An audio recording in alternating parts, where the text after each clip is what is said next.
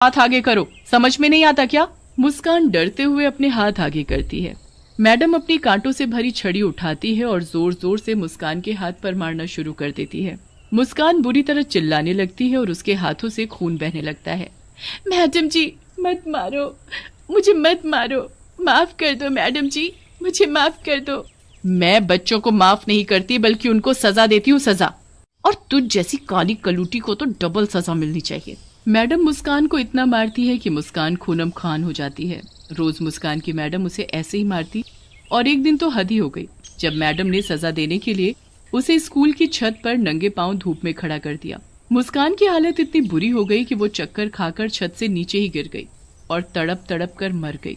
उस वक्त कैलाश 2 दिन के लिए शहर गया होता है। ये खबर सुनकर वो दौड़ा चला आता है, पर आने के बाद उसे ना ये पता चलता है कि उसकी बेटी की मौत कैसे हुई और ना ही उसे अपनी बेटी की शक्ल देखने को नसीब होती है, क्योंकि गांव वाले ही उसका क्रियाकर्म कर देते हैं।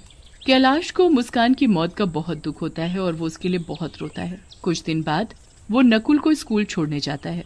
वो नकुल को छोड़कर जा ही रहा होता है कि उसे स्कूल की छत के किनारे एक भयानक शक्ल की काली सी चुड़ैल बच्ची दिखती है। कैलाश जल्दी से भागकर पास जाकर देखता है तो वहाँ कोई भी नहीं होता।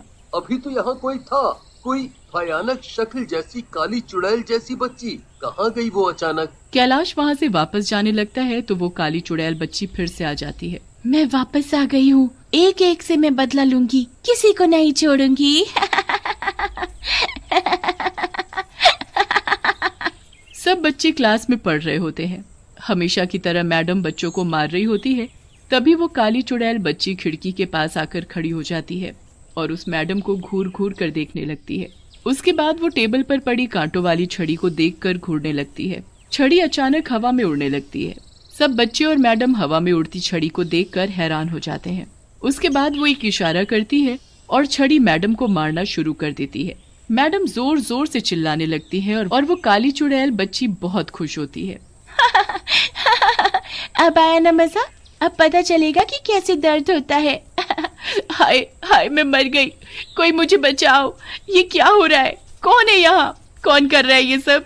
यहाँ कोई भूत तो नहीं? हे भगवान, मुझे बचाओ। बच्चे तो बड़े खुश होते हैं और मैडम वहाँ से भाग जाती है। अब दिन के वक्त वो मैडम लंच कर रही होती है। जब मैं खाना खाती थी तो मुझे खाने भी नहीं देती थी ना, आज मैं तुझे खिलाती हूँ पेट भर कर खाना। काली चुड़ैल बच्ची अपना हाथ गोल गोल घुमाती है और सारा खाना हवा में गोल गोल घूमने लगता है। अरे अरे, ये क्या हो रहा है? ये कैसे हो सकता है? यहाँ पक्का कोई भूत है। कितना मजा आ रहा है तुझे ऐसे देखकर। अब मैं रोज ऐसे ही करूंगी। मैडम को आसपास कोई दिखाई नहीं देता। वो खुद को बचाने की कोशिश करती है पर मैडम के हाथ पैर नहीं हिल रहे होते। पूरा दिन वो काली चुड़ैल उस मैडम को ऐसे ही परेशान करती है। अब रात हो जाती है और मैडम अपने घर आराम से सो रही होती है। तभी वहाँ चुड़ैल बच्ची आती है और बेड के पास जाकर खड़ी हो जाती है। मेरे रंग की वजह से मेरे साथ इतना बुरा बर्ताव किया, अब मैं बताऊंगी कि कोई ऐसा करे तो कैसा लगता है। चुड़ैल बच्ची अपना हाथ मैडम के मुंह के आगे गोल गोल